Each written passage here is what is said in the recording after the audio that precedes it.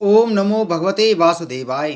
नमस्कार दोस्तों, स्वागत है आप सभी का हमारे चैनल भक्ति ज्ञान में। दोस्तों, आज मैं आपको श्रीमद् भागवत महापुराण की कथा सुना रहा हूँ। आप सभी भक्तजन इस कथा को श्रद्धा पूर्वक मन लगाकर सुने। भगवान श्री कृष्ण आप सभी की मनोकामना पूर्ण करेंगे और आप सभी के कष्टों को हर लेंगे। दोस्तों, पिछली कथा में हमने श्रवण किया था प्रहलाद जी के राज्य अभिषेक और त्रिपुरदैन की कथा। आज की कथा में हम श्रवण करेंगे मानव धर्म, वर्ण धर्म और स्त्री धर्म का निरूपण। श्री सुखदेव जी कहते हैं, भगवान मैं प्रहलाद जी के साधु समाज में सम्मानित पवित्र चरित्र सुनकर संत शिरोमणि युधिष्ठिर को बड़ा आनंद हुआ। उन्होंने नारद जी से और भी पूछा।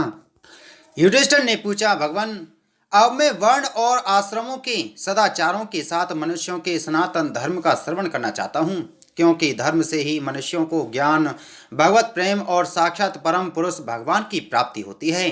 आप स्वयं प्रजापति ब्रह्मा जी के पुत्र हैं और नारद जी आपकी तपस्या, योग एवं समाधि के कारण वे अपने दूसरे पुत्रों की अपेक्षा आपका अधिक सम्मान भी करते हैं। आपके समान नारायण परायण, दयालु, सदाचारी और शांत ब्राह्मण धर्म के गुप्त से गुप्त रहस्य को जैसा यथार्थ रूप से जानते हैं, दूसरे लोग वैसा नहीं जानते। नारद जी ने कहा, युधिष्ठिर, अजन्मा भगवान ही समस्त धर्मों के मूल कारण हैं। वही प्रभु चराचर जगत के कल्याण के लिए धर्म और दक्ष पुत्री मूर्ति के द्वारा अपने अंश से अवतीर्ण होकर भद्रकाश्रम में तपस्या कर रहे हैं। उन नारायण भगवान को नमस्कार करके उन्हीं के मुख से सुने हुए सनातन धर्म का मैं वर्णन करता हूँ। युधिष्ठिर, सर्ववेद स्वरूप भगवान श्रीहरि, उनका तत्व जानने वाले महर्षियों की स्मृति और जिससे आत्मग्लानि न होकर आत्म प्रसाद की उपलब्धि हो, वह कर्म धर्म के मूल हैं। युधिष्ठिर, धर्म के ये 30 लक्षण शास्त्रों में कहे गए हैं। सत्य, दया, तपस्या, शौच, तितिक्षा, उचित अनुचित का विचार, मन का संयम, इंद्रियों का संयम, अहिंसा, ब्रह्मचर्य, त्याग, स्वाध्याय, सरलता, संतोष, समदर्शी, महात्माओं की सेवा, धीरे धीरे सांसारिक भोगों की चेष्टा से निवृत्ति, मनुष्यों के अभिमानपूर्ण प्रयत्नों का फल उल्टा ही होता है। ऐसा विचार, मौन आत्मचिंतन, प्राणियों को अन्न आदि का यथा योग्य विभाजन, उनमें और विशेष करके मनुष्यों में अपने आत्मा तथा इष्ट देव का भाव, संतों के परम आश्रय भगवान श्री कृष्ण के नाम, गुण, लीला आदि का श्रवण कीर्तन, स्मरण, उनकी सेवा, पूजा और नमस्कार, उनके प्रति दास्य, साक्ष्य और आत्मसमर्पण, यह 30 प्रकार का आचरण सभी मनुष्यों का परम धर्म है। इसके पालने से सर्वात्मा भगवान प्रसन्न होते हैं।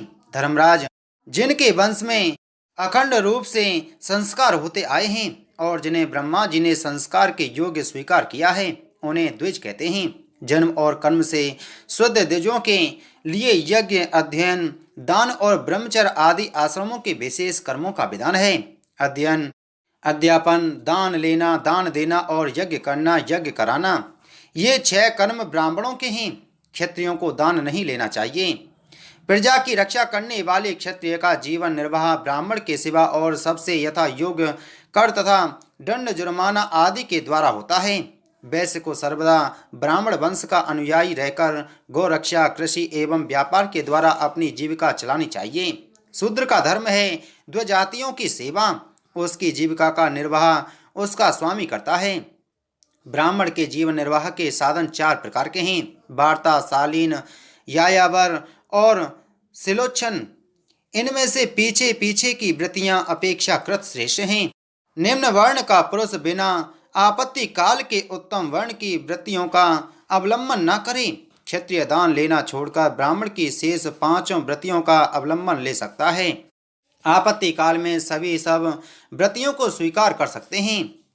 ऋत, अमृत, मृत, प्रमत और सत्यानत्र, इनमें से किसी भी व्रति का आश्रय लें, परंतु स्वान व्रति का अवलंबन कभी ना करें। बाजार में पड़े हुए अन्न उच्च तथा खेतों में पड़े हुए अन्न सिल को बीनकर सिलोच्च व्रति से जीविका निर्वाह करना ऋत है। बिना मांगे जो कुछ मिल जाए उसी अयाचित शालीन व्रति के द्वारा जीवन निर्वाह करना अमृत है। नित्य मांग कर लाना अर्थात यायावर व्रति के द्वारा जीवन यापन करना मृत है। कृषि आदि के द्वारा वार्ता वृत्ति से जीवन निर्वाह करना प्रमृत है। वाणिज्य सत्यानत्र है और निम्न वर्ण की सेवा करना स्वानवृत्ति है। ब्राह्मण और क्षत्रियों को इन अंतिम निंदित वृत्ति का कभी आश्रय नहीं लेना चाहिए, क्योंकि ब्राह्मण सर्ववेदमय और क्षत्रिय राजा सर्ववेदमय है। सम दम तम शौच संतोष क्षमा सरलता ज्ञान दया भगवत परायणता और सत्य ये ब्राह्मण के लक्षण हैं। युद्ध में उत्साह वीरता धीरता तेजस्विता त्याग मनोजय क्षमा ब्राह्मणों के प्रति भक्ति अनुग्रह और प्रजा की रक्षा करना ये क्षत्रिय के लक्षण हैं। देवता गुरु और भगवान के प्रति भक्ति अर्थ धर्म और काम इन तीनों पुरुषार्थों की रक्षा करना आस्तिकता उद्योगशीलता और व्यवहारिक निपुणता ये वैश्य के लक्षण हैं। उच्च वर्णों के सामने विनम्र रहना पवित्रता स्वामी की निष्कपट सेवा वैदिक मंत्रों से रहित यज्ञ चोरी न करना सत्य तथा गौ ब्राह्मणों की रक्षा करना ये शूद्र के लक्षण हैं। पति की सेवा करना उसके अनुकूल रहना पति के संबंधियों को प्रसन्न रखना और सर्वदा पति के नियमों की रक्षा करना ये पति को ही ईश्वर मानने वाली पतिव्रता स्त्रियों के धर्म हैं। साध्वी स्त्री को चाहिए कि झाड़ने बहारने लीपने तथा चौक पूरने आदि से घर को और मनोहर वस्त्राभूषणों से अपने शरीर को अलंकृत रखें, सामग्रियों को साफ सुथरी रखें, अपने पति देव की छोटी बड़ी इच्छाओं को समय के अनुसार पूर्ण करें। विनय इंद्रिय संयम सत्य एवं प्रिय वचनों से प्रेम पूर्वक पति देव की सेवा करें। जो कुछ मिल जाए उसी में संतुष्ट रहे, किसी भी वस्तु के लिए ललचावे नहीं, सभी कार्यों में चतुर एवं धर्मज्ञ हो, सत्य और प्रिय बोले, अपने कर्तव्य में सावधान रहे, पवित्रता और प्रेम से परिपूर्ण रहकर यदि पति पतित ना हो तो उसका सहवास करें।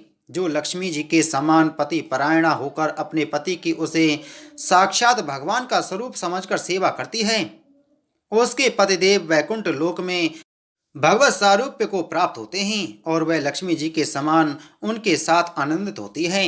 युधिष्ठिर, जो चोरी तथा अन्याय पाप कर्म नहीं करते, उन अंतंज तथा चांडाल आदि अंतेशवासी वर्ण संकर जातियों की वृत्तियां वे ही हैं जो कुल परंपरा से उनके यहाँ चली आई हैं। वेददर्शी ऋषि मुनियों ने युग युग में प्राय मनुष्यों के स्वभाव के अनुसार धर्म की व्यवस्था की है। वही धर्म उनके लिए इस लोक और परलोक में कल्याणकारी है। जो स्वाभाविक वृत्ति का आश्रय लेकर अपने स्वधर्म का पालन करता है वह धीरे धीरे उन स्वाभाविक कर्मों से भी ऊपर उठ जाता है और गुणातीत हो जाता है। महाराज, जिस प्रकार बार बार बोने से खेत स्वयं ही शक्तिहीन हो जाता है और उसमें अंकुर उगना बंद हो जाता है, जहाँ तक कि उसमें बोया हुआ बीज भी नष्ट हो जाता है, उसी प्रकार यह चित्त जो वासनाओं का खजाना है, विषयों का अत्यंत सेवन करने से स्वयं ही उब जाता है, परंतु स्वल्प भोगों से ऐसा नहीं होता। जैसे एक एक बूंद घी डालने से आग नहीं बुझती, परंतु एक ही साथ अधिक घी पड़ जाए तो वह बुझ जाती है। जिस पुरुष के वर्ण को बतलाने वाला जो लक्षण कहा गया है वह यदि दूसरे वर्ण वाले में भी मिले तो उसे भी उसी वर्ण का समझना चाहिए। बोलो श्रीमद्भागवत महापुराण की जय। बोलो श्री कृष्णचंद्र भगवान की जय। तो दोस्तों, उम्मीद है आपको कथा अच्छी लगी होगी, तो वीडियो को लाइक करें, वीडियो को ज़्यादा से ज़्यादा शेयर करें। अगर आप हमारे चैनल पर पहली बार आए हैं तो चैनल को सब्सक्राइब कर बगल में घंटी के बटन को जरूर दबाएं। जय श्री कृष्ण।